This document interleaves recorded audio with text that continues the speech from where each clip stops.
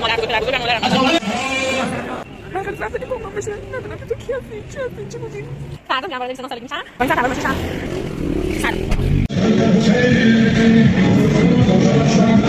وای خدای چه آب خوبیه ساعت بفرمایید شهید داره از ماشین پایین هم به گوش خواهران گرامی تشریف میشن عنایت بفرمایید آقایون ساعت بفرمایید برسید انشاءالله فاصله نفته فکر کنم به منظر شهید سرعتون رو بفرمایید میدونم زنه یا مرده ببینم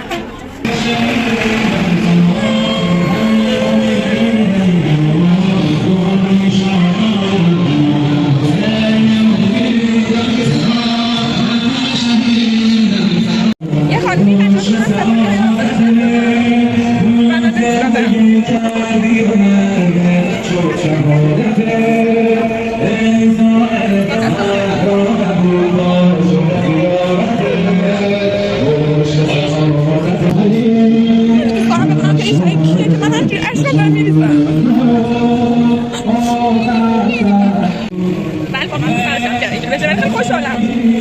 برای که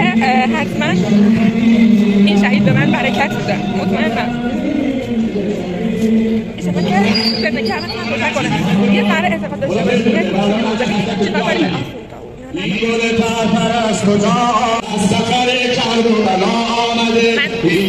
3 سال پشت هم خدمت شده برم کربلا و همه 6 سال یه بار بیشتر نمیرم ولی تعریف کنم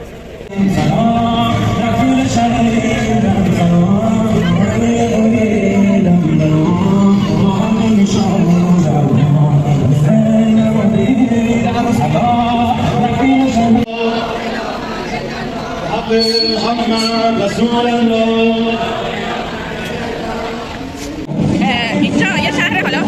کوچیک به حساب میاد برای اینکه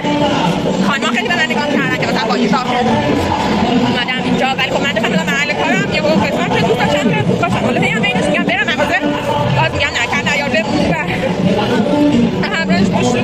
کنم یه چیز خیلی میدارم من به نیت مادر بزرگ پدر بزرگ و مادرم من سر خاکم میرم بخواد مزار شهده گرم خاکش کنم و من 2 سال دبیرستان بودم رفتم شلمچه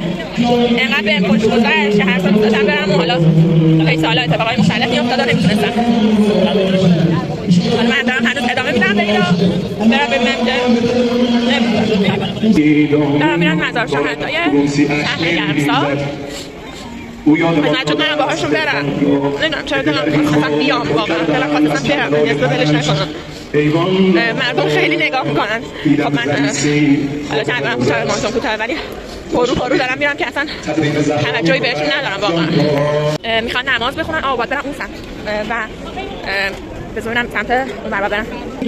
اینجوری میخوام وایسن که نماز بخونن برای شهید وای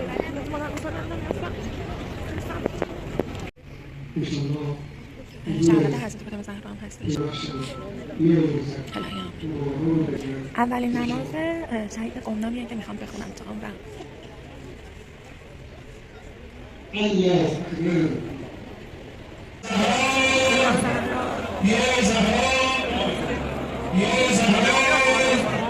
یعنی همه ما خیلی دوست داریم که اگر مردیم هم یکی بیاد سر خاکمون یادمون کنه من خیلی وقته که گمنام بشه ندونم که تو کی هستی چی بودی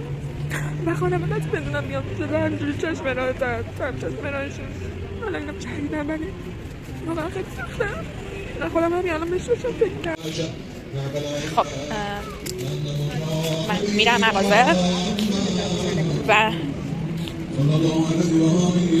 نمیدونم چه آدمایی اینجا هستن و حالا خوبن بعدن کاری به هیچ کسی ندارم دوست داشتم اینجا باشم و اومدم نظریه هم نمیدونم تو را یه ویدیو کوچولو هم میگیرم بهتون میگم که چی خواستم بگم هنوز دارن دعای میت رو میخونن خاکش نکردن تازه دارن خاک میریزن روش ولی من نتونستم بایستم خیلی نظرات مختلف میتونید بدید واسه این ویدیو، ولی چون اصلا یه پویی شد واقعا من نمیدونستم که قراره امروزم چجوری شروع بشه، ولی بعدش رو باز میدونم مثلا پنجشنبه میرم یه مراسمی، قبلش میرم سر خاک مادر بزرگم اینا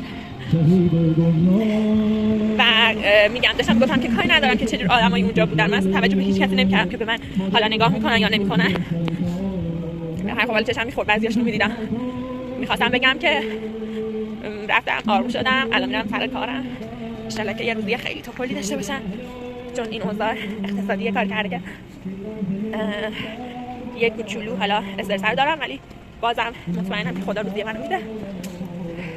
بریم امروز اون رو ببینیم چی میشه. خیلی سرد بود، من اومدم این بخاری رو روشن کردم، خدا خیرش بده، تاپونم و یه بخاری بهم داده و فکر نمی‌کردم از پس این در بیام که بتونم بخاری روشن کنم. روشنش کردم. اینجا میدونی چی نوشتم که خودم یاد رفتم ببینم دوست قشنگم زلف بر باد مده تا ندهی بر بادم، به خاطر اینکه حجابانا میان اینجا دور میزنن و ما حالا چه خودمون چه مشتری اگه سرش نباشه یه کوچولو میدن. تصمیم گرفتم برم که یه چی بگیرم بخورم و یه برگردم تو مغازه، بعدش برم سر خاک پدر مادر واسه تعطیله، هیچ اینجا نیست.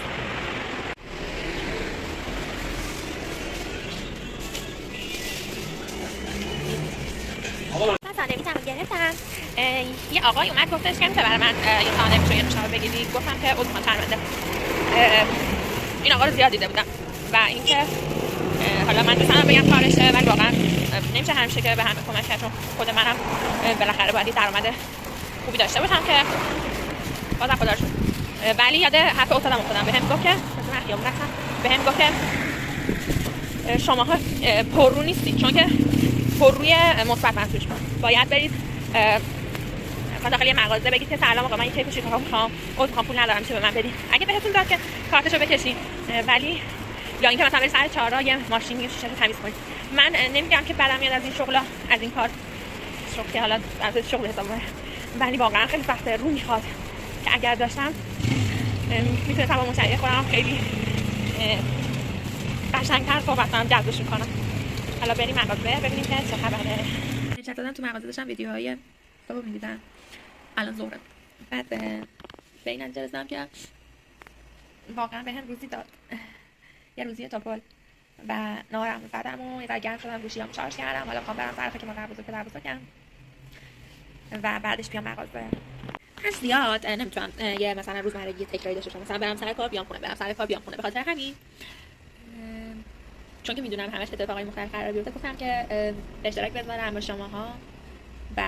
دوستای خیلی خیلی خیلی خیلی جدید پیدا کنم، آدمایی که درونشون مثل خودم باشه، حالا اگه من خوب اگه بدم بد، دقیقاً شبیه خودم، آدمایی رو پیدا کنم که همدلن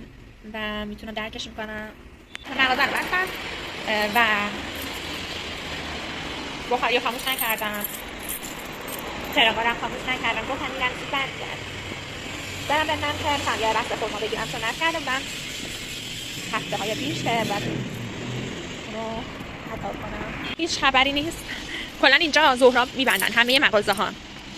از ساعت 1:30 میرن، ساعت 4:45 میان. اینجا یه پارکی هست، ما خیلی کوچولو بودیم میومدیم، الان دارم سمت خونه پدر بزرگم از رد میشم و بعدش میرم سر خاکشون. من کلا دوست ندارم که یه زندگی تکراری داشته باشم، به خاطر همین همش پر هیاهو و پر از داستانهای مختلف و اینجور چیزا قراره پیش بیاد. من میتونستم با اسنپ برم، ولی دوست داشتم که من عاشق پیاده روی هستم، ولی دوست داشتم که امروز هم پیاده برم و از اینجا رد شم به یاد قدیم. کلا زندگی نامه من چند فصل داره، موضوعات مختلف، ولی فعلا میخوام به موضوعی که من عاشق اینم که شغل‌های مختلف رو امتحان کنم و الان که 28 سالمه و فردا میرم وارد 29 سالگی میشم. حواسم نداریم بودم چند روز دیگه تولدم هست، نگو امروز 13 فردا 14. خب از خیابون رد شیم، اینجا خونه پدر بزرگم نبوده قبلا، حالا بریم اینجا خرید کنیم. بفرمایید. اینجا خونه خریدم. دمتون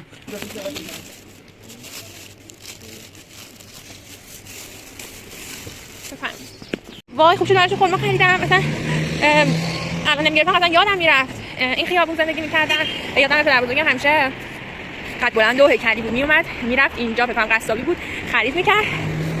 همیشه خدا باید گوشت میخوردن. نمیدونم چرا این شکلی، برعکسش من اصلا اینجوری نیست. خب چند آسمون خوشگلی. از خیابون رد شم و برم اونجا، ماشین سوار شم برم سمت مزار پدر بزرگم. دیگه نمیشه اینجا رو پیاده رفت چون خیلی مسیر طولانی و پیاده روی نداره و با این سمت سوار ماشین شم